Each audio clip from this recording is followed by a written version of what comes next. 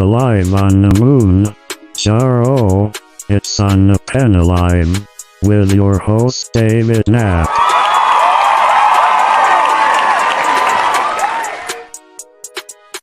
Thank you, Claptrack, and happy Thursday night, everyone. How are you tonight? I'm well, and I'm Dave. I'm Dave Knapp, in fact, man on the MOUNJARO. That's why I'm here. You are on the pen. That's why you're here. Wegovy, Saxenda, Victoza, Trulicity, MOUNJARO, Zepbound. That's the pen that you're on, and we're all here to learn a little bit more about the medications that we're on, the issues that we face, and most of all, enjoy community. I'm so excited tonight to bring you a special edition of On the Pen. I've got quite a lengthy interview with a very interesting cardiologist. Now, you may be aware it is Heart Awareness Month, and because it's Heart Awareness Month, I wanted to bring in a cardiologist that I've been following now for several months. Very interesting content. All of his call-outs will be linked in the description of this video, as well as his link to his book. Dr. Alo was kind enough to give us some of his time on the stream tonight, and I'm so excited to present that to you all tonight. I do want to share some interesting news, but before that, we're going to get into the housekeeping for the week. Hey, if you're enjoying On the Pen, let me know in the chat. Let me see those custom emojis, could you?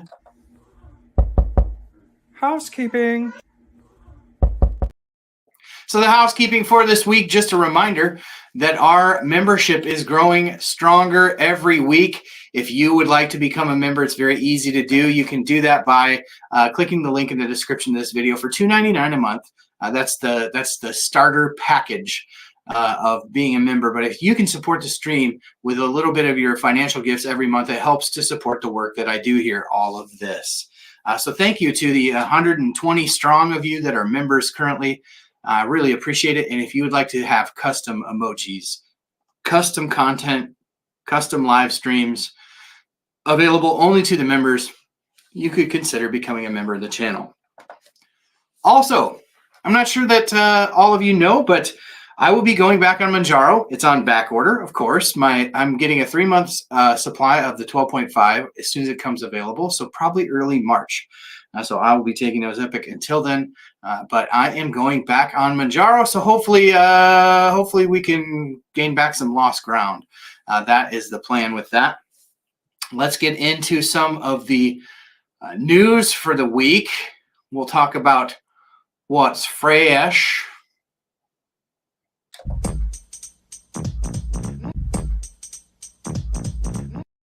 What's fresh this week? So Amgen had their quarterly earnings call this week, and I want to bring you a little bit of information on MariTide. So MariTide just dropped phase 1 clinical trial data, which was pretty intriguing. Really high weight loss, over 14% weight loss in 3 months. Now, MariTide is a unique medication, and it's very clear that Amgen is hanging their hopes in the obesity market on it being a real standout medication that is able to offer something to patients that the current medications that are out there don't, including monthly dosing and potential for longer than monthly dosing. So maybe going out 6 weeks or 2 months or 6 months. It is a combination medicine. So it is a peptide, MariTide, but it is delivered via a monoclonal antibody. And that is the vehicle by which the medicine is delivered to your body, which means it stays around in your system for quite a long time. Because of that, presumably, you see that MariTide has a little bit better track record of sustained weight in the clinical phase 1 clinical trials, with people being able to, after they lost 14 pounds, going off for 150 days, maintaining 11% of that weight loss. So that stacks up a little bit better than the rest of the peptides that are currently on the market, but also think that's because the half-life of the medicine is a bit longer as well. So it'll be interesting to see that one play out in the real world. There was some interesting information that they dropped because on the high dose, which was 450 milligrams per month, 4 out of 8 patients dropped out because of GI side effects. Now, they kind of were giving their retort to that in this earnings call and basically saying, you know, they did, but that was if you look at it, that was on the first dose, and within 48 hours, those symptoms had typically alleviated themselves, and then the dropout rates after that went down to more like 9%. So it was actually very well tolerated compared to other medicines on the market. So they're definitely going to be tinkering with the titration schedule in phase 2 clinical trials. And we'll be excited to see what they come up with. And I think there's going to be a lot of dose tinkering going on in this study, but we're going to get phase 2 results later in 2024. So that'll be an interesting one to follow, and we will follow it closely here. No fake news tonight because I want to get right to the interview. This is going to be a really great one. Like I said, Dr. Alo, who is a board-certified cardiologist, obesity medicine doctor as well. He's got such good information, and I'm excited to bring an interview with him in tonight. So he is tonight's hot channel. Give some love to Dr. Alo in the chat, and as we welcome in tonight's hot channel. Hot channel.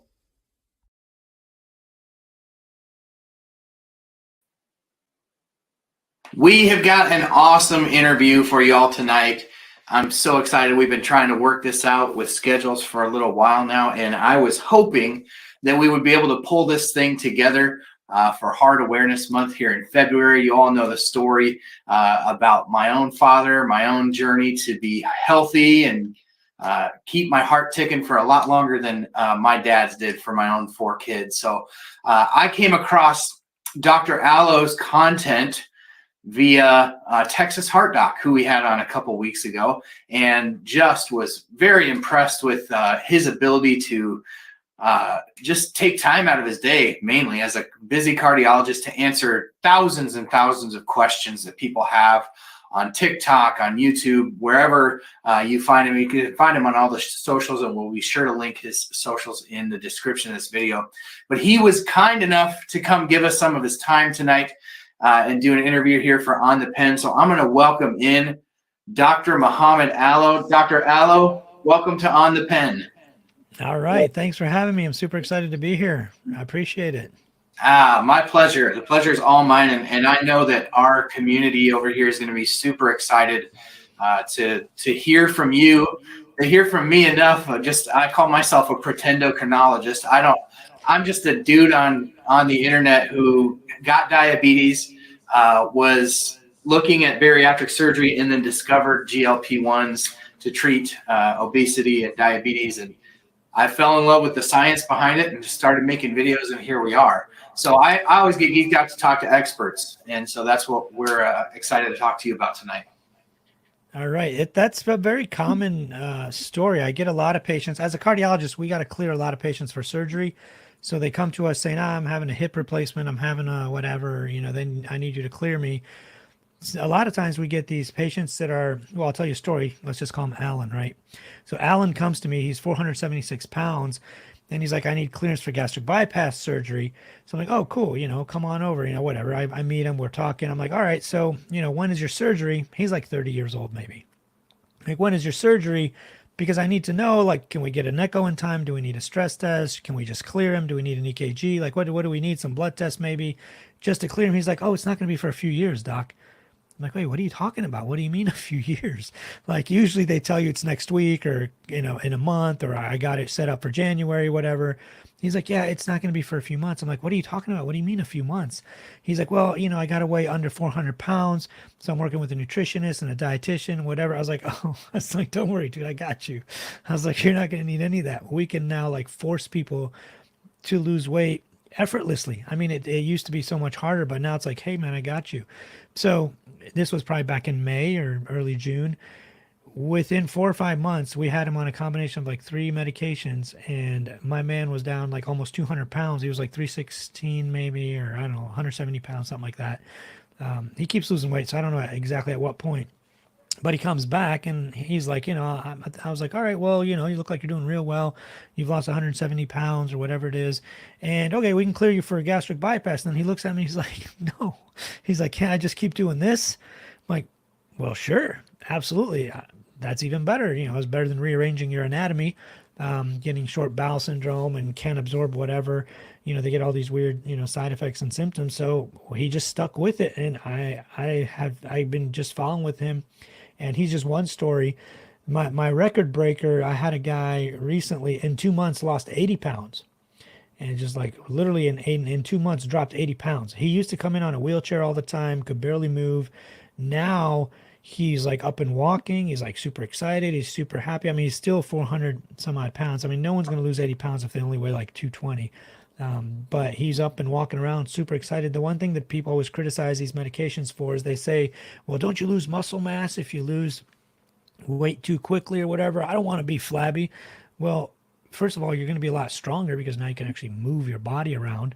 And then there's not like a definitive data that shows they actually lose lean body mass or lose muscle. They lose glycogen, they lose water stores, they lose like organ tissue mass even.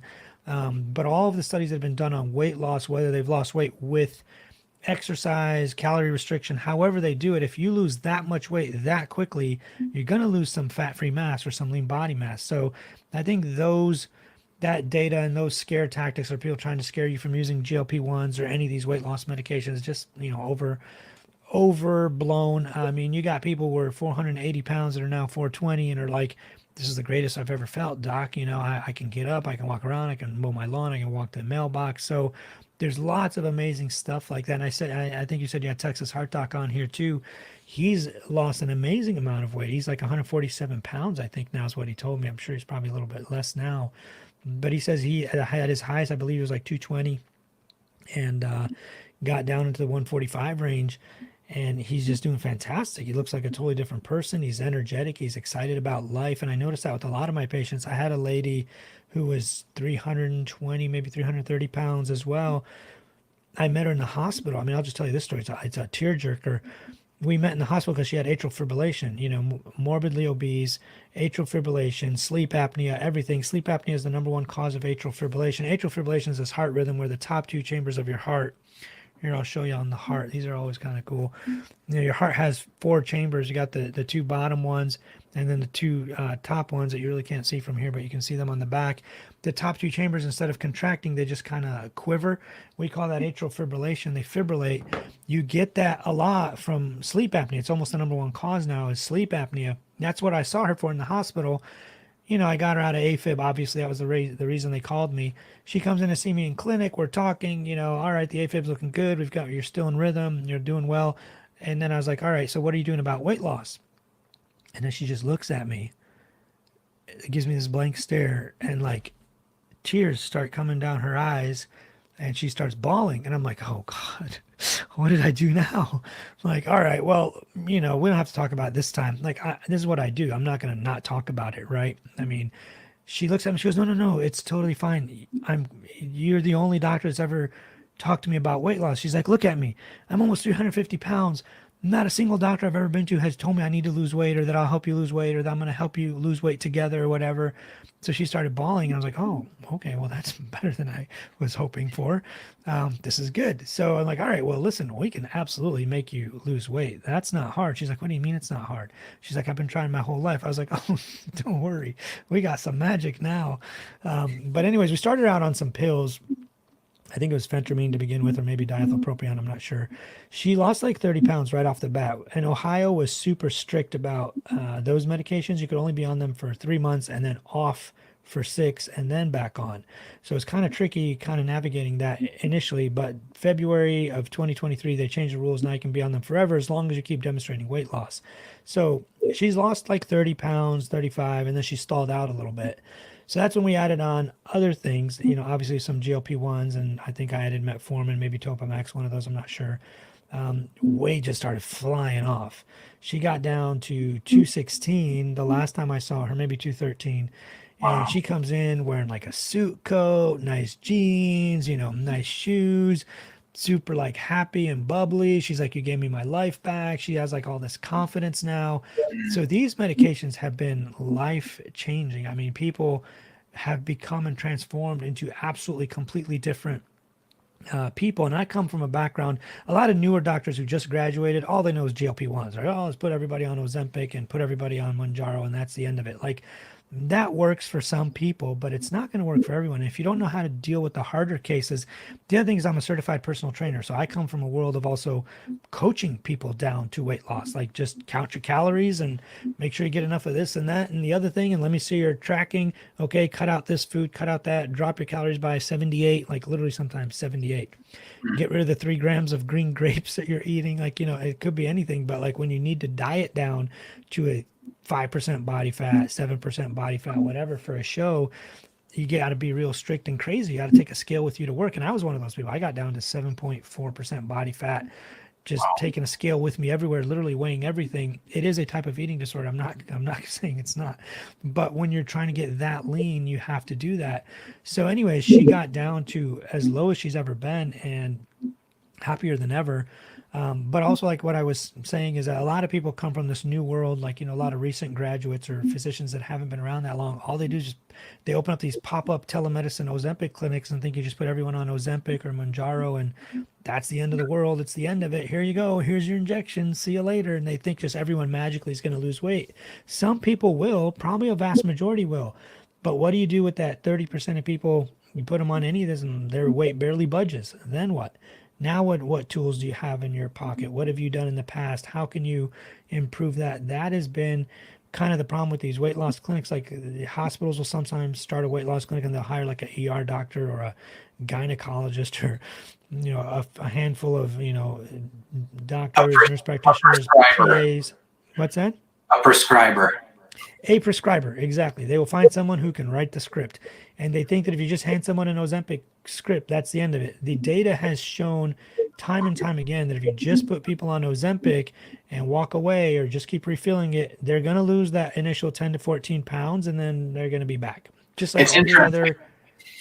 It's interesting, not to cut you off, but it's interesting because you're describing me. I know that this is our first introduction with each other, but I started MOUNJARO in November of 2022. So I've been on it 15, 16 months. Within the first 3 or 4 months, I lost about 30 pounds. There's about a little under 10, maybe 8% of my total body weight at the time. And then it just stopped. I was at the 15 milligram dose of MOUNJARO and it just stopped.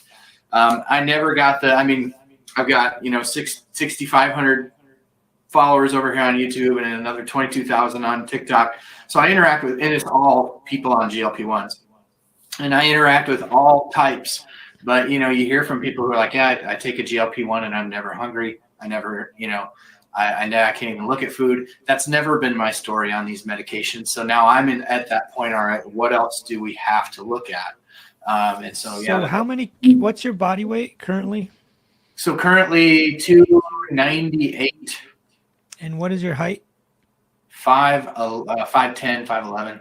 And what did you weigh originally before this? When I first was diagnosed, when I first started GLP-1s, it was 312, and my highest. You really haven't lost much weight at all, 10, 12 No, pounds. I got down to 276, and then it started creeping back up. Okay, and what do you think caused that?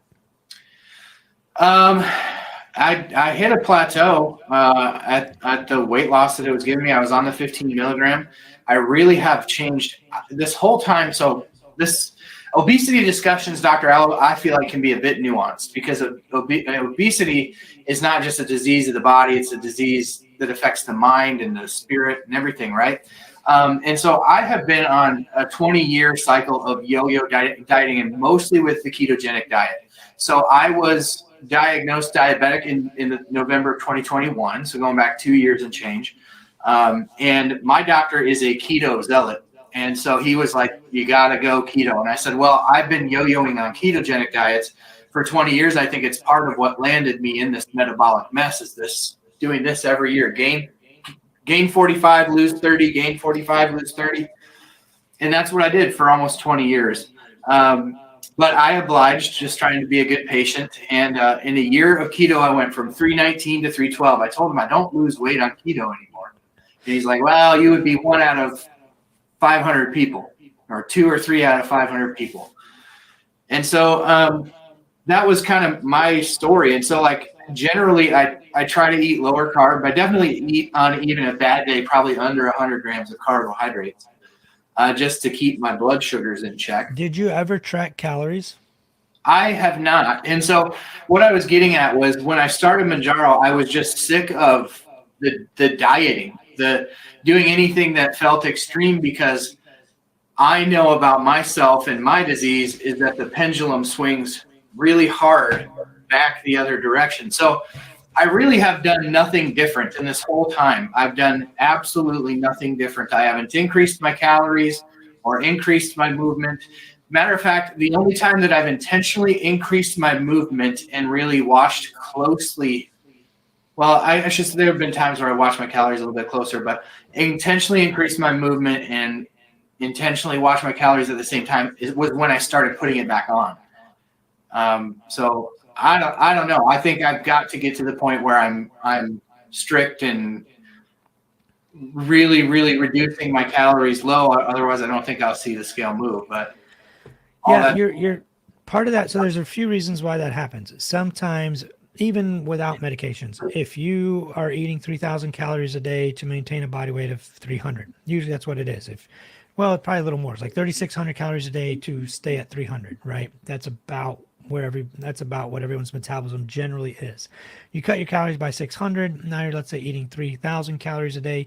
For a 300-pound person, that should cause weight loss. Usually I tell patients and I tell people when I was coaching them, if you just add a 0 to your weight, let's say you're 180, 1,800 calories, you should lose weight. Women might be just a little less, but just start at that. Just add a 10, multiply your weight by 10, eat that many calories a day. You will absolutely lose weight, the vast majority of people. Now, what happens is when people start losing weight, you got to 276, that caloric intake that you are now eating, let's say it's at 3,000, now at 276, that's your new maintenance, or you've metabolically adapted and you got to go a little bit lower. But if you're not even tracking, you're not even keeping track, and you're not tracking at all, it sounds like you just are eating like intuitively, which can work. But I usually tell patients to track first. So you're going to have to get on MyFitnessPal or the Carbon Diet app. I like those two the best. Carbon I like more, but it's like $8 or $10 a month maybe. But I like Carbon, the Carbon Diet app, because you check in with it once a week, and based on how much you've eaten, what you've eaten, and how much weight you've lost or not lost or gained or maintained, it will adjust your macros as needed. It'll say, well, your protein's about the same, increase by 100 calories or decrease by 200 calories or whatever. It kind of like has a coaching aspect to it, whereas MyFitnessPal is just basically a calorie counter. Sure. You put in your height, weight, age, sex, whatever, it spits out a calorie count, I don't know, 1,800, let's say, and then you just track your calories. I like the database that MyFitnessPal has better, but you kind of get used to the Carbon one. But either way, so in your situation, you have a problem of maybe you metabolically adapted to your calorie count, or you imperceptibly started eating higher calorie foods, especially like keto. Fats have 9 grams. 1 gram of fat has 9 calories versus like carbs and protein, which is 4. You know, if you eat 1 gram of protein, it's about 4 calories. It's over double for fat. So if you're putting like olive oil and I don't know, just eating stuff that's more fatty, you're going to increase your calories without even knowing it, because it's imperceptible sometimes. Like even a bunch of chicken wings could have way more calories than you think by looking at just a bunch of chicken, right? You think it's 100 grams of chicken, but because fat was infused into it and it was fried, it's a lot more. Nuts and seeds have more fat, so they're usually a little bit higher calories. Salads, if they put the olive oil or whatever they're doing with it, you end up with more calories, even though you think you're eating healthy and you're eating a salad. So you're going to have to probably track calories. Another thing you absolutely could do, GLP-1 medications usually make it so that you generally cannot overeat. For the vast majority of people, if you're on a GLP, when you sit down to eat, you're not going to be able to eat that much. People do build up a little bit of a resistance to it over time, and that's why we sort of accelerate the doses. But what we can do is add something like phentermine or diethopropion, whichever. Usually, I usually start people on that. I start people on metformin plus phentermine. Phentermine is an appetite suppressant, which makes it so you don't ever want to eat. And it works really, really well. I usually start with that on the outset because it's a pill. You don't have to inject yourself or anything. You start with the pill. It's like once a day. You take that for as long as you can. As long as you're losing weight, we just leave you on it. There's no reason to go to more expensive medications. Your insurance may or may not like it. Your insurance may not cover it whatsoever. That's the problem with those. But when you add metformin on top of it, metformin does cause some weight loss. And if you have insulin resistance or diabetes, that's even better because now you're on metformin. The nice thing about being on metformin first is if we ever go to Ozempic or Mounjaro, you're already tried another medication and maybe failed or didn't fail. One of the mechanisms, metformin has a lot of mechanisms. One of them is it prevents you from absorbing carbs. So in a way, it like blocks sugar absorption. It blocks gluconeogenesis. It makes you more insulin sensitive, less insulin resistant, all that stuff too. But one of its mechanisms of action is blocking you from absorbing carbs, which why some people get diarrhea in the beginning. Like, oh, I can't take it. It's giving me side effects of diarrhea. No, that's like one of the desired effects is that it actually causes you to, it's almost like an osmotic diuretic because there's more sugar in your intestines and in your colon because you're not absorbing it. You attract water to it to like help it kind of flush out more. So that's one of the effects, and that's one of the ways we know that it's working. We tell people to take metformin slowly. We usually want you on 4 pills of 500 a day, like 2,000 a day. I usually tell my patients start with 1 a day, start with 1 every other day, slowly work your way up to 1 a day is fine and you don't get diarrhea. Eventually add another one, then another one, then another one. Take a few months to like get up to all 2,000 milligrams. Now, when we add do better with like the extended release version of it versus the. It really doesn't matter. The extended release, if you get nausea, what's that? I started on metformin first. Yeah, if you should be on all 3, to be honest with you. If you get the nausea effects, or if you get the diarrhea effects, we usually switch you to the long acting. If you get the nausea effects, we usually switch over to the short acting. But it really doesn't matter. If you just do it kind of slowly or like way slower than the problem is most doctors hand you a script and say, go take 1,000 in the morning, 1,000 at night. They don't understand, like a lot of people are going to get diarrhea and hate you or think it's not working or think it's a side effect and think it's not working with them. So we definitely don't want that. So normally we'll put people on phentermine and say, go, phentermine plus metformin, see how much weight they lose, how often they lose it. Then you stack on even a low dose like Ozempic, the starting dose, Mounjaro 2.5 or Ozempic 0.25, whatever. They start losing weight even faster. The combination there makes it, the phentermine actually increases your metabolism too. So phentermine increases your metabolism and suppresses your appetite. When you are actually like hungry and actually sit down to eat, the Ozempic or Mounjaro or whatever makes it so that you can't eat that much. So you get like this blast from all different sides while the metformin is making it so you can't absorb carbs. You're a little more insulin sensitive, less insulin resistant, all that stuff. So that combination, those 3 together really, really work. You can add on Topamax.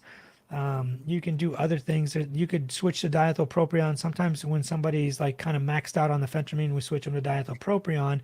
The only issue with that one is it's 3 times a day, but that one works really, really well. You end up on all 3 of those, or at least maybe even 4 sometimes, man, you will drop weight really, really fast and really, really quickly. What state are you in?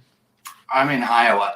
And I should say I've been on every single one of those medications that you talked about at one point. But not all together. Not all together. The only thing I don't like phentermine because my ticker tends to run a tick or 2 higher with the GLP-1s. Yeah, anyway. That happens. So in your case, you would need diethylpropion. That doesn't have the accelerated heart rate or the anxiety or the dry mouth. What is that? Is that just metformin?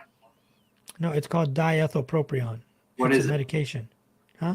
Like, how does it work? It's very similar to phentermine, but minus the heart racing, the anxiety, the elevated blood pressure, stuff like that. So we usually put people on phentermine because it's once a day, and if it works, it's great. If they get the tachycardia or the dry mouth, the mouth sores, anxiety gets ramped up, then we'll switch them to diethyl, but it's 3 times a day usually. Some people can get away with it just twice a day. That gives us a little wiggle room where we can add a 3rd one if we want to. But definitely you need to be on probably all 3. It's not being on one. Like I said, these are like these pop-up Ozempic clinics. They're just like, here, take this. Wait, no, now let's take this. Let's take it. Like they just don't have the experience. They don't know what they're doing. They think it's like you just put somebody on one thing and that's the end of it. See you in 6 months. And I'm sure not all of them are like that. I'm kind of exaggerating, but that's the stuff I see online nowadays. It's like and the hardcore the ones that are advertising hardcore are very, very much pushing to and especially the compounds because there's money to be made for them in those. Right. But I don't want to bore the audience too much more with my own story because I know that they'll kick me if I don't ask you some questions that they're itching to know. They're sick of hearing. Yeah, if they have questions, fire away. Absolutely. Yeah. So one of the things that I'm interested to hear from you, and I know they will be too, is on the story that has come out about semaglutide in the last couple of months on the SELECT trials. Now I don't know how closely you follow that stuff, but basically you have people with preserved ejection and fraction, experiencing much fewer events like heart attacks, fatal heart attacks, and strokes. Well, it's everybody. It's not just people with heart failure. It was a trial that was done. It's called the Select Outcomes Trial. They looked at non-diabetics actually taking the full Wegovy dose, the 2.4 milligrams, not the 0.25, 0.51, the full dose, 2.4 milligrams. These are non-diabetics, which is pretty cool. We always used to think of these drugs as, well, these are for diabetics. Cardiologists sometimes don't want to prescribe it because it's quote unquote for diabetics. Let the endocrinologist do it. But, there's this whole movement now called cardiodiabesity, cardiodiabetes, obesity, cardiodiabesity, or they call it, cardiometabolic syndrome's always been around, but like they'll call it also cardio nephro something. Like the whole like diabetes plus your kidneys plus your heart kind of mixed with obesity all together is a terrible triad or quadrad of afflictions. So what they found with this trial is people had a 20%, even up to 26% reduction in MACE events, were called major adverse cardiovascular events. These are like heart attacks and strokes. Non-diabetics taking this medication for whatever reason had reduced heart attacks and strokes, stents, bypass surgery, anything that's cardiovascular, which is super impressive. We don't generally see that a lot. Now, some people are saying, well, it's because they lost weight. In that trial, in the Select Outcomes trial, they did not lose as much weight as they normally do. They only lost 9% of total body weight. Even at the highest dose, the Wegovy dose, they only lost 9%. What's that? Why do you think that is? Were they monitoring diet and activity less than they were in the? I think, the original trial when they did the Ozempic, they were super strict about diet counseling, calories, exercise. They even had an exercise and diet arm and a diet and exercise arm plus semaglutide. So there was like a 16 to 18% drop in body weight versus the placebo group was like 2 to 4%, barely anything. So with this trial, I'd have to go back and look, but they only had a 9% drop in total body weight versus the usual like 15, 16, now even 20, 25% that we see sometimes. So you can't write it all off as that entire 20% reduction in MACE events was due to weight loss, because we've had studies with weight loss and you don't suddenly get a huge decline like that. You do get some, but I don't know. I think what they'll have to do is it's hard to control, because you're going to have to put people on something else to cause 9% weight loss, which is going to be like diet and exercise probably, or phentermine or just something, and then cross compare the same people that lost those 5 pounds versus the same people that lost 5 pounds on this medication. How much did they lose in terms of MACE reduction? So of all people that lost only 1 pound, was there a MACE reduction? People that lost 2 pounds on the GLP versus non-GLP, how much of a MACE reduction did they have? You'd have to stratify it by not only whether or not they were on the medication or a different way of losing weight versus how much weight did they lose and how much did the weight contribute? Like, what was the size effect of the weight loss? The people that lost the most amount of body weight, did they have the biggest reductions in MACE events on both arms or just the GLP arm? I think you're going to have to like try to figure it out that way, which is kind of tricky. It's going to be a much larger, more difficult trial, because getting people to lose weight without medications is obviously much harder. Yeah, absolutely. And I think what I'm hearing you say is that it could be the molecule itself and not just the weight loss. I've heard, and maybe you can speak to this, and maybe I'm talking out of my butt, but I believe that I read somewhere that there are GLP-1 receptors in the cells of the heart. They're probably everywhere. I don't know for certain. Let me ask you a question, or your audience a question. People, I always ask this question, not that many people get it right. Do you know, and if you know it, don't answer, obviously. Do you know where these GLP-1s came from? The first one, exenatide. Do you know what the origin of it is? It's something from nature, but it's very interesting. Yeah, we covered this on one of the first shows that we ever did. We covered this one. Okay, good. So it's the venom of a Gila monster, a lizard. Yeah. It was actually called. Exenatide was the first one, Byetta, in 2005, but it was the molecule was called something else at that time. This guy had discovered this in like the 1980s. And was trying to sell it to he patented it and everything. He was trying to sell it to somebody to like go make this because it was helping diabetics. It wasn't until like in the late 90s that somebody picked it up. It was Amylin. That company's closed now. Yeah. It was called Amylin or Simlin maybe. I think it was called Amylin. They also made Simlin, but that's gone now too. but it was amylin, and they made the Byetta, and it was working. People were losing weight, but they were getting so nauseated. Then there was like the whole pancreatitis scare and pancreatic cancer, and they stopped. They pulled it off the market, but now they've brought it back. Now it's available as Bidurion, as the long-acting once-a-week injection. Some of the other ones, like you could try even Victoza. Victoza's once a day though. Trulicity, we have all different options. There was the Saxenda dose of Victoza, which was the higher dose. But there's all kinds of things we can do now if somebody stalls out and gains weight back. But honestly, in your situation, and I know you didn't bring me on here to talk about you probably, but if you were my patient, I would say we got to get you on all three: metformin, phentermine, plus the highest dose you tolerate of Mounjaro, which you're already on. Maybe even try flipping it to Ozempic and just seeing if that, Yeah. So the last 3 months I did switch over. In the last 3 months I was taking Ozempic, and that's when my weight really shot up. So I was maintaining at about a 30-pound weight loss with the 15 milligram Mounjaro, and my weight started to creep up maybe like 5 pounds. And I told my doctor, I was like, I don't have anywhere to go with this Mounjaro. And I've heard from, at least anecdotally, enough people that actually respond better to semaglutide, because I think it's more of a blunt GLP-1. So it actually, I think, this is my experience, but I think the GLP-1 part of semaglutide is a little bit stronger, because I really get that delayed gastric emptying that I never really got a whole lot with Mounjaro. So one thing you can do you notice by the end of the week you're eating more, or you don't feel it as much? So I noticed that with both of them. I feel so like one thing you can do is bring it closer together. Instead of taking it on the first day and then again on the 8th day, do it on, like, I don't know, day 1 and then day like 5. So before it kind of fully wears off, to keep the level high. Because some people are fast metabolizers, especially since you're young. You're not like a 60 or 70-year-old.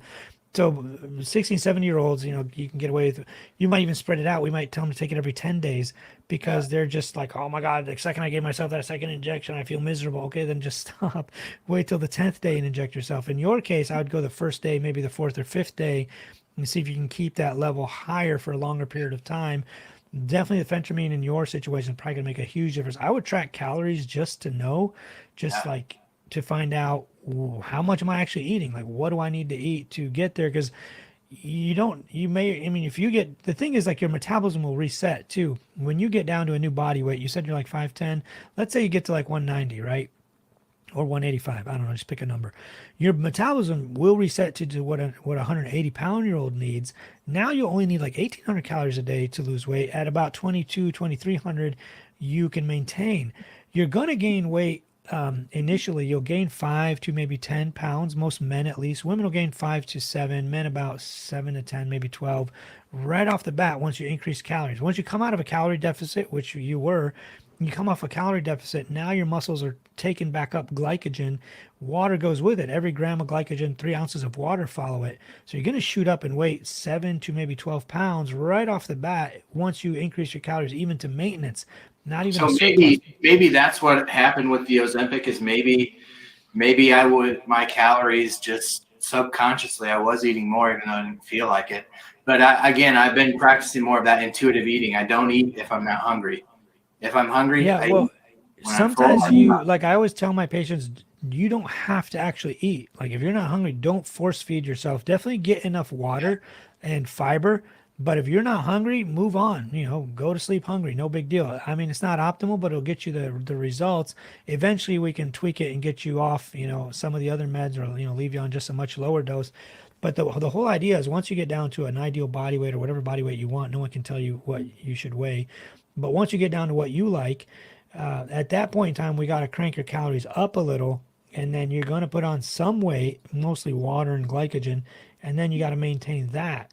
And then we kind of leave you alone. There's also this metabolic adaptation thing that happens quite a bit. I talk about it a lot in my book, Actual Weight Loss.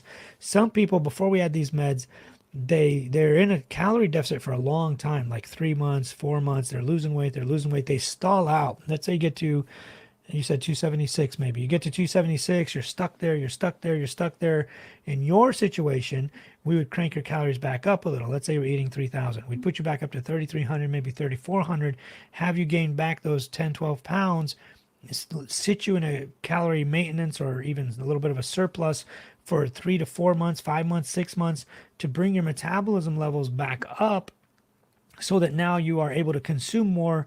You'll crank up your weight almost initially right up to those like 10, 12 pounds immediately, but then you'll kind of stay there. Well, you could keep increasing your calories gradually till your weight starts going up even more. Like you get to, let's say you get to 312. You were 300, now you're 312. You stay there. You're bringing up your calories. Finally, you get to 314, 316. Then we know you've hit your kind of limit. Then we could cut out 200 calories or so and get you back down a little. That will bring your body back into your kind of like a new maintenance zone at 312. Maintain that for like 6 to 8 months. Stay at that 316. I'm just making these numbers up. We're assuming you were much heavier, like 360 or whatever. But you maintain that 312 for even a year if you want to. You're happier, you're eating more, you're not obsessed with food, you're not tracking like a madman. All of that, stick with it. Then we bring your calories back down again. And all of a sudden, weight starts coming off at a much higher calorie count. We can leave you at like 2,900 or 3,000 again, whatever it was, 2,800, let's say. Now weight will start flying off again because now your body's like, okay, we got to lose weight again. And the meds just make it a lot easier to stick to these numbers. These medications aren't like magic. They're not going to like not make you put food in your mouth, but they make it a lot easier for you to stick to a calorie count. And that kind of approach seems to work the best, if you ask me, where we combine the older methods of straight up calorie counting, dieting down, all of that with the medications that make it so much easier. It's like willpower in a bottle or in a pen, I guess, for some people. But it just, that combination of the three meds together, plus calorie counting, plus being like consciously aware of like, hey, I'm not really hungry. Why am I eating? I'm not hungry. Move on to tomorrow. No big deal. Just get enough water, get enough fiber, and you'll be okay. I think a lot of that would be very helpful if people just understood that. Too many people think you're just going to get an injection and you're just going to lose weight magically for the rest of your life. As you've noticed, that just doesn't happen. Absolutely. That's interesting stuff, and I'm definitely going to look up not only the diethyl, whatever you said. Propion. I can send you that in a link or text. Is that a central nervous stimulant like? It's almost exactly like phentermine. The mechanisms of action are almost exactly the same. It brings up your metabolism. It's like a stimulant, like Adderall almost. When little kids are super overweight, we put them on Adderall or like Ritalin. They lose weight. It's the same thing. It's a stimulant. It knocks out your appetite. You feel like you're on crack. People feel so good on it. Like go vacuum the entire neighborhood's homes, mow everybody's lawns, build everybody's barns. Like, literally it's like being on crack. And they love it. And then, and they love also like, huh? And they love it. They do. They think it's amazing. Like, oh my God, patients don't realize what I'm putting them on. And then they come back after a month. They're like, Doc, I don't know what happened, but like, I'm so excited. This is amazing. Like, I feel like I got so much energy. I lost weight and I feel excited. They think it's because they lost weight. It's like you're being on caffeine on steroids. They think it's because they lost weight. And it's like, no. This is what we put you on. They're like, oh, okay. Well, I don't want to burst their bubble, but they feel like amazing. They go like, build everybody's homes on the neighborhood and fix everybody's sheds. And they're like super excited. But that's how diethylpropion and phentermine work. They make you not hungry and super crazy metabolism. It's not like a gigantic leap in metabolism. Some people have a way, a bigger effect on metabolism than others. Some, don't really notice it, but a lot of people are like, whoa, this is crazy. This is good stuff. I've got the phentermine. I don't like it. So is that the 37.5? No. This is 8 milligram. Oh God, that's super low. Yeah. So usually I put people in the beginning on the full dose, the 37.5. Let them ride that out to lose as much weight as they can. I feel like 37.5 would make my heart explode. Well, you're the cardiologist. You need. I know, that's why I do it. Like a lot of the family doctors will send them to me because they're like, listen, he can put you on that. You have AFib, you have hypertension, you're crazy, you have heart shit. Like, let me send you to the cardiologist. He can put you on it.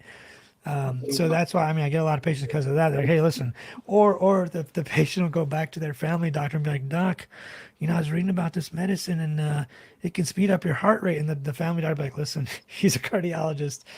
He knows what he's doing. He can fix your heart rate too. But I've never had to put somebody on a medicine like people in AFib, if they're well controlled and they're on medications to control their AFib, like amiodarone, who like really keeps them in rhythm, it's not a problem. If they're on blood pressure meds, it's usually not a problem. It's the naive people, and naive I don't mean like in a bad way, but like people are not on medications for blood pressure, for heart rates. that have that sudden increase in heart rate or blood pressure, those are the ones you got to watch a little closely and aggressively. The nice thing about it, and for phentermine especially, it's the first 2 or 3 days that you feel that heart racing. Usually once you've been on it for a while, it kind of wears off and you don't really notice it or feel it. So it's like this initial, like imagine if you haven't drank caffeine in a while. Now it's like exam week and you got to go study and you pound some caffeine and you drink the whole pot and you can't sleep for like a month. That's kind of the effect. You get used to it and it's not as stimulating, I don't know, it's not much of a stimulant after the first 2 or 3 days. But some people, even on the low dose, like you said, are still getting symptoms. Then we'll put you on diethopropion instead. You won't get any of that stuff. But usually I put people on the highest dose.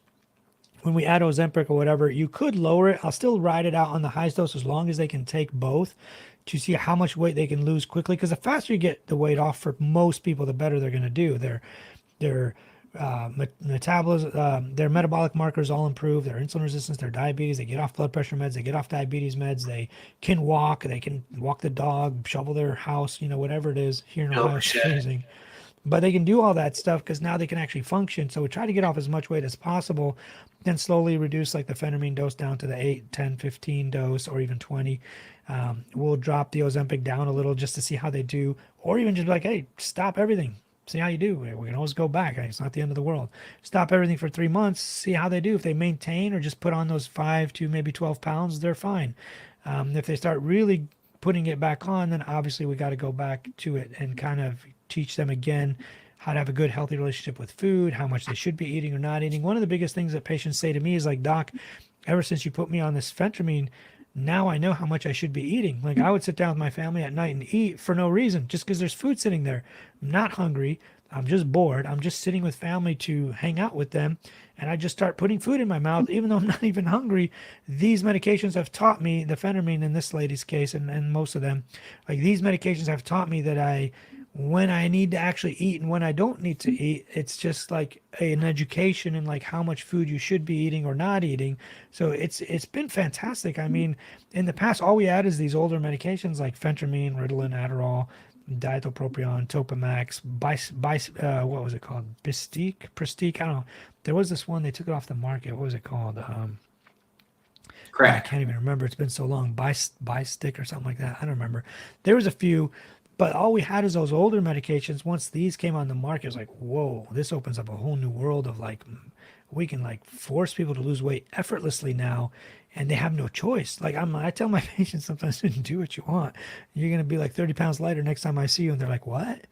And for some people, it's absolutely true for the majority. But again, now the magic comes in, not the magic, but the experience or the education comes in. Like, what do you do with someone like you? He was, I don't know what, let's say 350, dropped to 316, 276, back up to 298, stuck. Medicine's not working anymore. Now what do? That's where you got to have expertise. You got to have experience. You got to know what else to do. Coming from a background as somebody who's practiced obesity medicine for 22 years now, maybe 20 years, and knowing the old medications, knowing what they can do, and being a certified personal trainer, knowing how we can diet people down with, calorie counting and just basic stuff. You said you're not very active. Even if you just walked for 10 minutes a day, that would help. If you don't lift weights, that would always help. Not because the actual lifting weights is going to cause weight loss or the walking is going to cause weight loss, not for that. But mentally, it puts you in a place where I'm putting all this time and effort into working out and lifting and going on walks. I should also put effort into not putting food in my mouth when I don't need to be. So just like mentally, your mental headspace will even be better. I talk about mindset a lot. I even have like a free weight loss course, a mindset weight loss course where people can just learn about the whole mindset of weight loss. But definitely all of that together, I mean, I've never had anybody not lose weight. And I think it's these harder ones that get stuck like that you really need to like double down and figure out, why is this person not losing weight? What is the hiccup? What is the holdup? Where are they getting stuck? And it takes like a deep dive. Sometimes you got to sit with a patient for like an hour, kind of like we're doing now. This is your free consult. Yeah, but you got to figure out like your mental space. Like, where are you? What do you think? It seems like in your case, the medications haven't worn off, and you thought it was going to be easy where you just put the medicine in your stomach or thigh or whatever, and you're just going to lose weight for the rest of your life. Clearly, that's not the case. In your case, we're going to have to put some time and effort into probably tracking calories, probably adding more meds that you can tolerate, and just being a little more careful with like, don't eat if you don't need to. The whole point is to not eat. And if you feel like, well, I'm not eating anything, then, then don't eat anything. That's kind of the whole point. We can figure it out later once you get your ideal body weight or your goal weight. Yeah. Yeah. Awesome. Well, I appreciate it. I appreciate the free consult. Wasn't my agenda. I assure you of that. It wasn't my agenda. No, it's totally fine. I mean, but this is the stuff I'm super passionate about. Like, I get these patients all the time, like, well, I already tried that. It didn't work. I'm like, who gave you that, first of all? And what, they just thought you were just going to inject yourself for the rest of your life and you're going to get, like, you're going to lose 1 million pounds? Like, that's just not, it doesn't work that way. That's a bizarre thought in my mind. Like, the problem is, like, I've heard also these, like, these practitioners, and they may be doctors, nurse practitioners. It doesn't matter. I'm not like trying to discriminate against nurse practitioners, but it'll be like they'll come to your house and inject you. You just got to pay them $1,000 a month. Like, wow. What? Like, that's not weight loss. Like, you're just showing up and injecting this person and walking away. Like, you don't talk to them, you don't counsel them, you don't weigh them. Like, you literally just show up and give them an injection and walk out. Like, what? Like, that's just a bunch of nonsense. That might work for some people short term, kind of like you've noticed or other people have noticed. I have patients that have noticed this as well, and then they finally find me somehow and they're like, oh, well, okay, this is way different now. We can really lose some weight. One of the people in my community, I have this weight loss / heart health community. One of the ladies in my community has lost 117 pounds now, and she is like crying every time we meet. We do these Zoom lives Monday evenings. She cries every time. She's like, I can't believe this. I never thought this would work. We actually had to raise her calories. She's crying and so emotional because she had been trying for her entire life to lose weight. She would literally lose like the same 15 pounds over and over again. Like you said, gain it, lose it, gain it, lose it, gain it, lose it. She tried everything, she was eating 800 to 1,200 calories a day at one point. Not losing weight, still 330 pounds, maybe 340, something like that. Would lose 10, 15 pounds, gain it back, lose 10, same as you. Tried all these wacky diets, crazy keto and God knows what, all these bizarre restrictive diets, which they do work as long as you control calories. All diets work. I mean, you know that. It's not rocket science.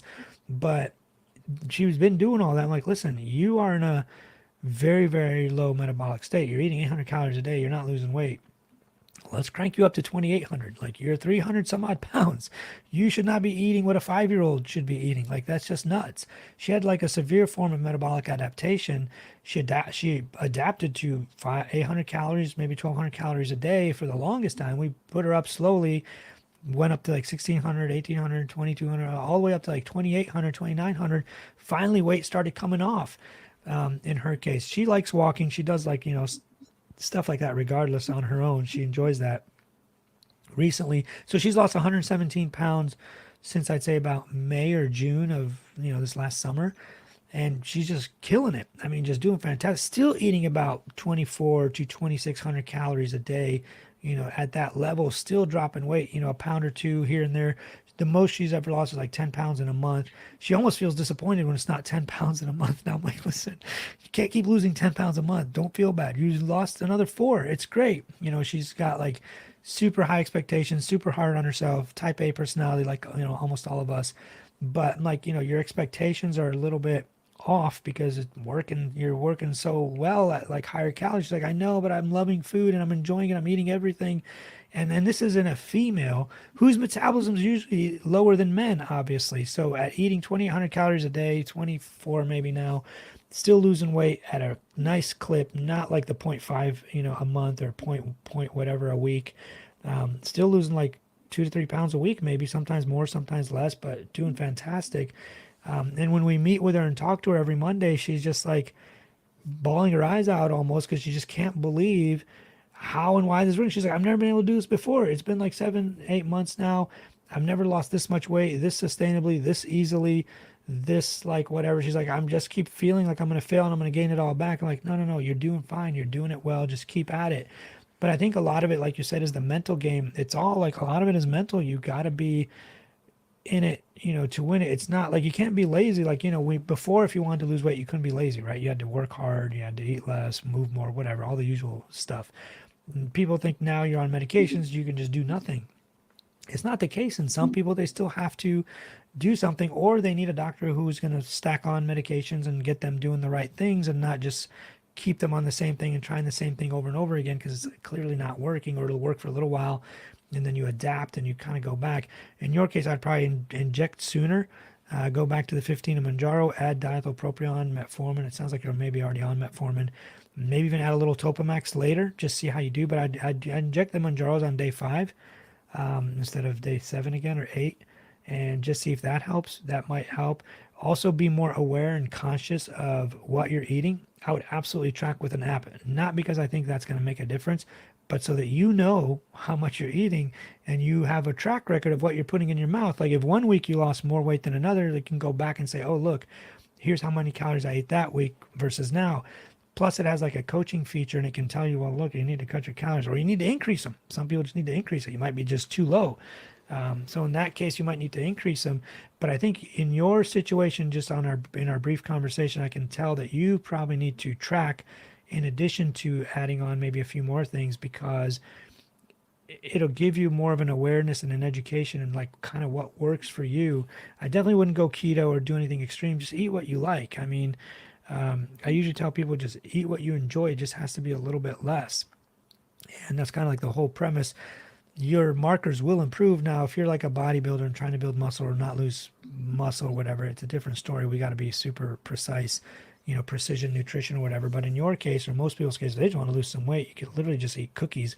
You could literally just dump sugar in your mouth, and it adds up to a certain number of calories, and you'll lose weight. I mean, it's not optimal.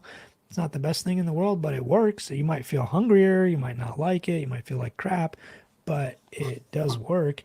But, obviously we're not trying to do that or suggesting that, but definitely that's what I would recommend. That's great. Dave had the cardiologist on this weekend, and my takeaway was the sugar diet.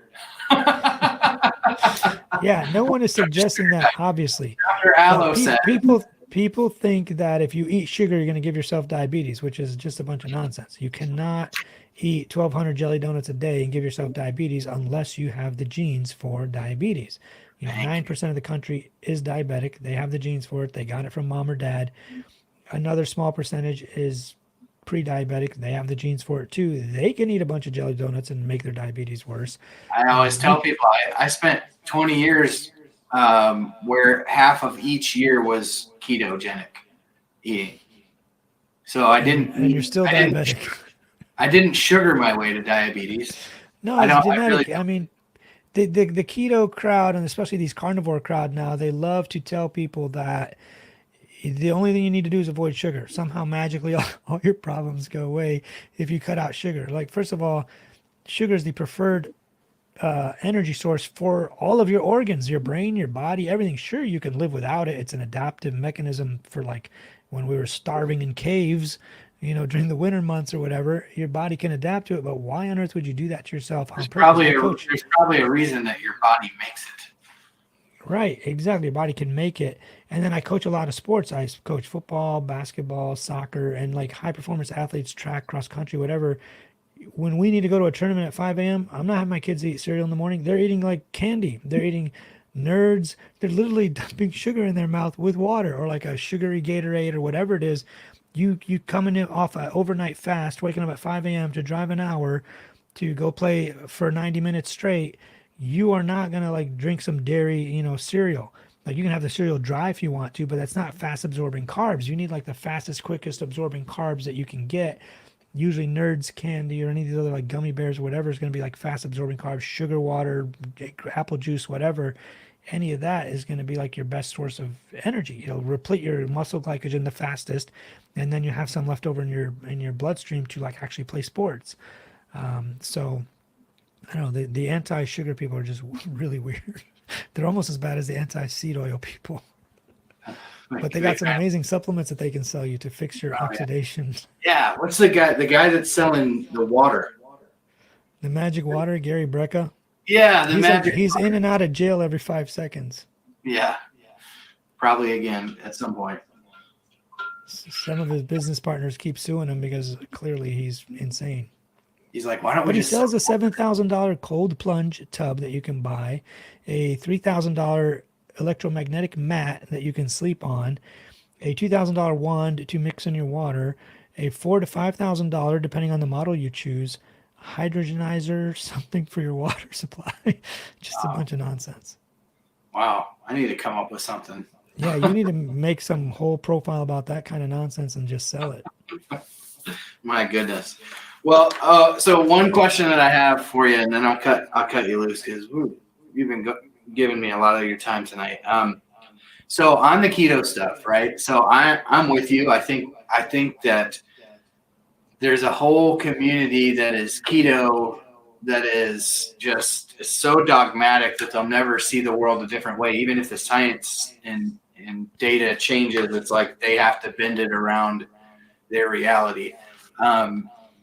So my question is, explain to me, I've always bought into the idea from, what I've learned about the ketogenic diet, that a body that runs high insulin levels is not an environment in your body that's very conducive to weight loss, because insulin by nature's job is to pack energy onto your body. So help me understand why that is not true, or if it is true, why ketogenic diets wouldn't be advantageous to somebody who's diabetic or insulin resistant when it comes to weight loss. So first of all, I'm not anti-keto. If you want to do keto and that works for you and you can adhere to it and you like it, that's the best diet for you. Like I'm diet agnostic. If you look at all the stuff I posted, all my books, everything, when I talk about weight loss, pick whatever works for you that you can actually stick to. Don't do something for 10 minutes if you can't do it for 10 decades, right? Don't do something for 10 days or 10 months if you can't do it for 10 years. Pick what you can do for a long time. Keto is not superior to any other diet. The funny thing is, these GLP-1 receptor agonists, they increase insulin secretion. Like people are like, well, if you have high levels of insulin, you're going to gain fat. No, these medications increase insulin and actually cause weight loss. So it's not really that. Like it's all a matter of like calories in versus calories out. I mean, the carbohydrate insulin model has been like debunked a million times, and I don't like people trying to bend the science, like you said, to fit their model. Like, look, just say, I don't care what the science says. I like keto, and I like eating fat, and I like eating meat, and it works for me. Great. You don't have to like make up studies and come up with some BS to like justify it. No one gives a damn what you want to eat or how you want to eat. Go eat it. Just get your weight off. Like, if you can stick to it for the rest of your life, fine. Or you could say, well, I just want to lose 100 pounds and then I'll go back to eating a balanced meal or Mediterranean or whatever you like. I don't know, pick something. But you don't need to tell people that it's optimal or superior. There have been studies done. Like, for example, the study by Kevin Hall, it was called the Diet Fits trial. They looked at diabetics, non-diabetics, phenotypic diabetics, and people who just have the genes for it. People who are insulin resistant or not insulin resistant. They put them in low carb diets and they equated calories, which is very important. Like everybody ate 2,000 calories a day, and they equated protein. Everybody ate 100 or 150 grams of protein a day. They equated calories and protein, and they monitored them very, very closely with doubly labeled water for a year. So it's very, very accurate. When you drink doubly labeled water, you cannot fake how much you ate. You cannot fake how much your BMR was or your total daily energy expenditure was. They are tracking your metabolism, your excretion, how much you ate, how much you didn't eat. Like they know exactly how many calories you're eating. What's that? What did you say they were drinking? Doubly labeled water. Instead of H2O, they add like an extra ion or a proton, and it's deuterium instead of H2O. So they can track it. It's like almost like nuclearly labeled, or like not nuclear. Nuclear is the wrong word. They tag it almost. Forget the exact name for it. They add like an extra tag to water. So when you drink it, as you pee, they collect samples and they see how much energy you've burned, how many calories you've eaten, how many calories you've burned over what time horizon. Like they give you a certain amount, like 100 grams to drink, and then they track it in your urine to see how much your metabolism actually is, how much you burn or not burn. But they looked at people who were diabetic or not diabetic on low carb or not low carb, controlled for calories, controlled for protein. Those are the most important. And then they just adjusted fat and carbs, where a really high fat versus really low carb, or a more balanced, higher carb, lower fat meal. And they found no difference in weight loss at 12 months. They all had the same amount of weight loss. The diabetics were not better at losing weight on keto Then the non-diabetics, the insulin resistance who were not yet diabetics didn't either. I mean, it was a very, very well done study by Kevin Hall. I'll be happy to send it to you if you'd like. Kevin Hall is like one of the best researchers on metabolism, weight loss, calories, and all that. He's a fantastic person to follow. He's on my Twitter. His name is Kevin Hall, PhD. Just search him on there. But he did a fantastic job. It's probably the best, most well done study on this topic. But again, like, I'm not trying to bend the science to fit my philosophy. If you like keto, do keto.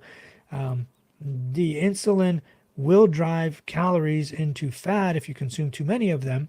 Like if you eat, and it can be any calories, it doesn't matter if it's sugar or not. If you eat 10,000 calories a day of just fat, you don't think you're releasing insulin and it's going to get stored? It's actually easier to store fat than anything else because it's already fat. It doesn't have to be broken down. It just gets stored in when it gets into your intestines, it gets broken down into fatty acids attached to a glycerol, packaged up into chylomicrons, which are a type of lipoprotein. I always use these models. This is a lipoprotein, but you can imagine this as a chylomicron, which is a type of lipoprotein that absorbs fats out of your intestines and goes and delivers it to your muscle. When your muscle doesn't need anymore, it goes and stores it as fat in your fat cells.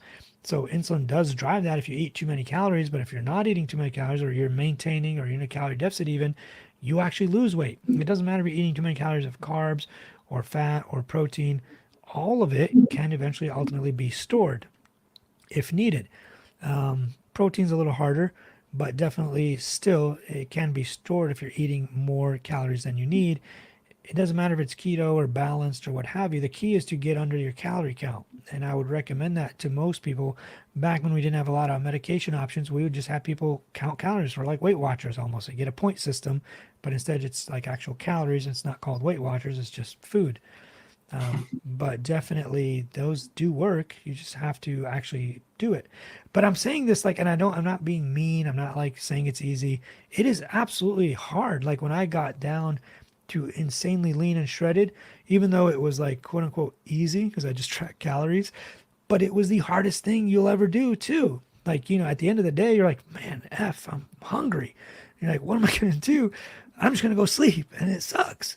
Or like, I'll just eat a pickle. It's like 6 calories, but it's crunchy, it's salty, it feels good, kind of fills you up, go to sleep, whatever. But you got to find ways of like eating a high volume foods that are less calories, like popcorn, lettuce, kale, spinach, broccoli. Try eating a bucket of broccoli.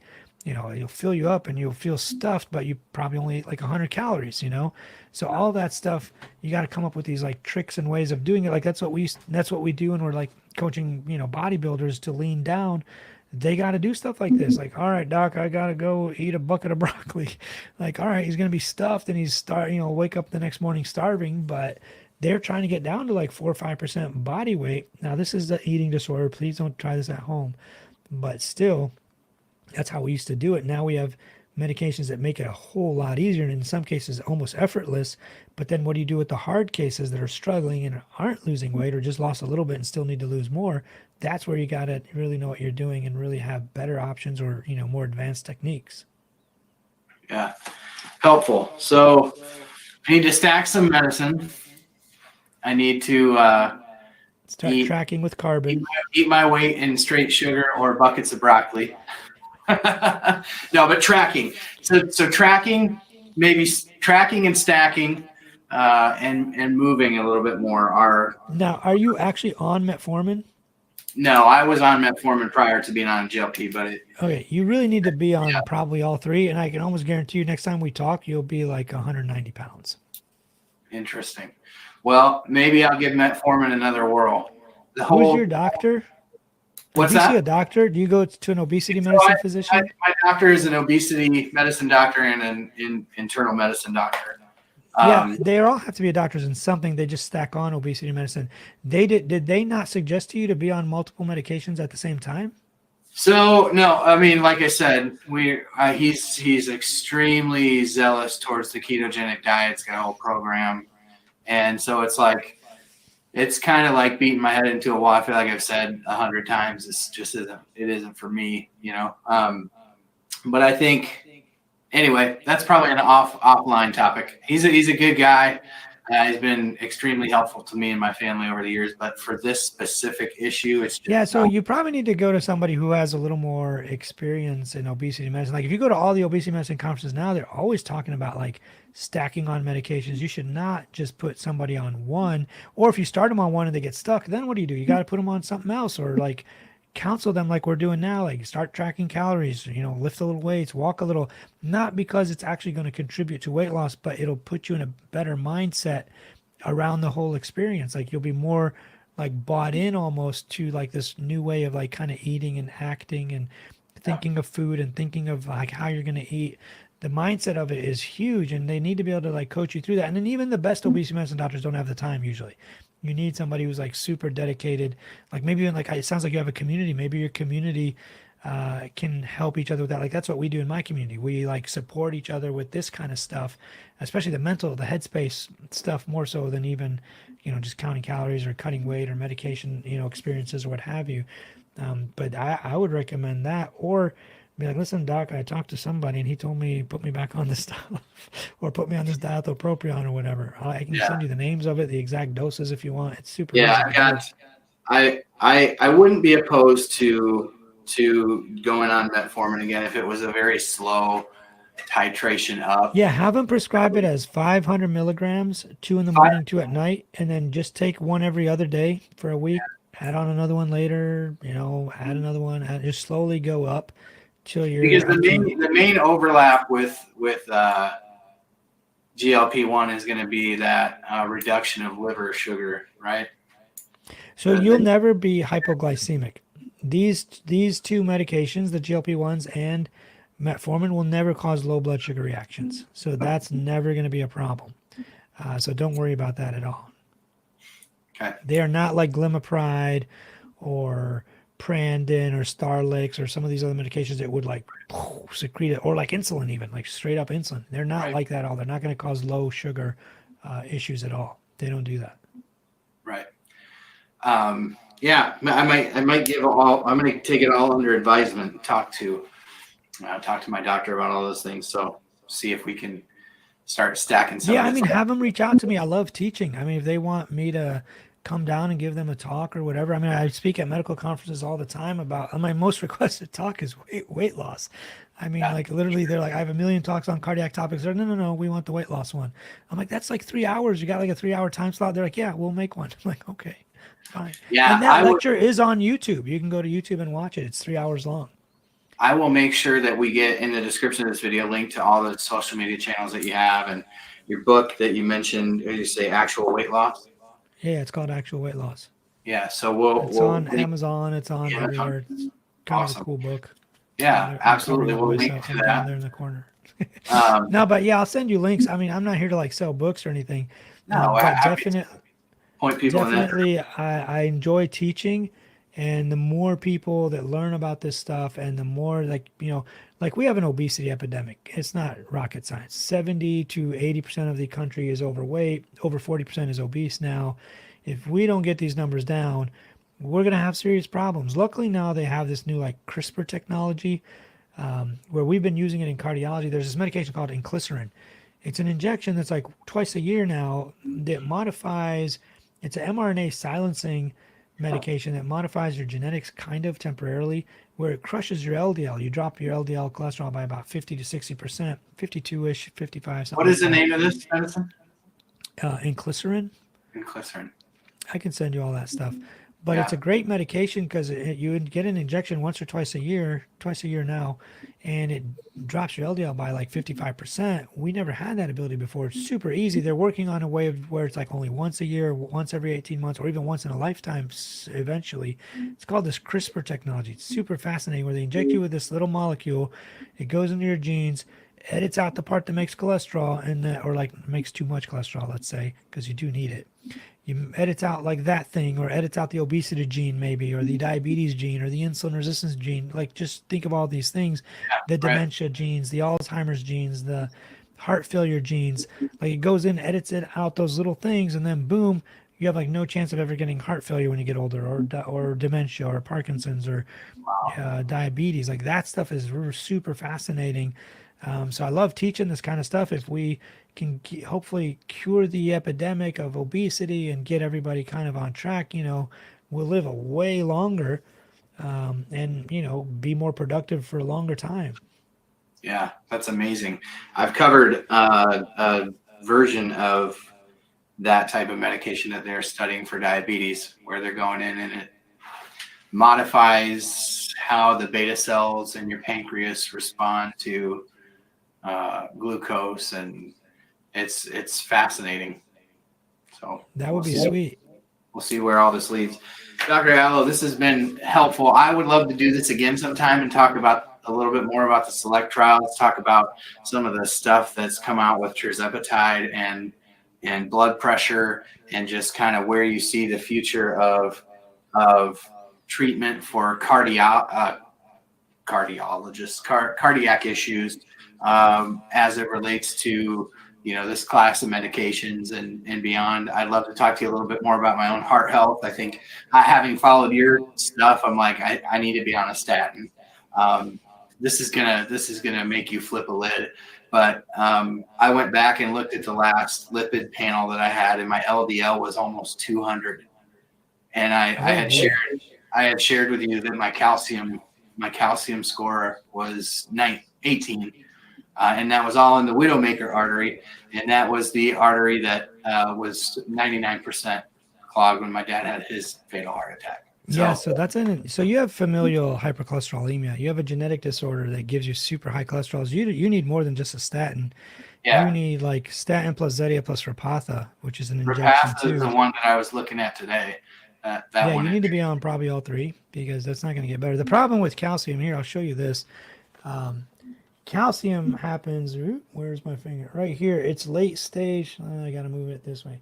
It's late stage atherosclerosis. You'll notice that up until late stage, you could drive your finger through it, but at the end, I'm like doing this kind of backwards. Where am I going? This way.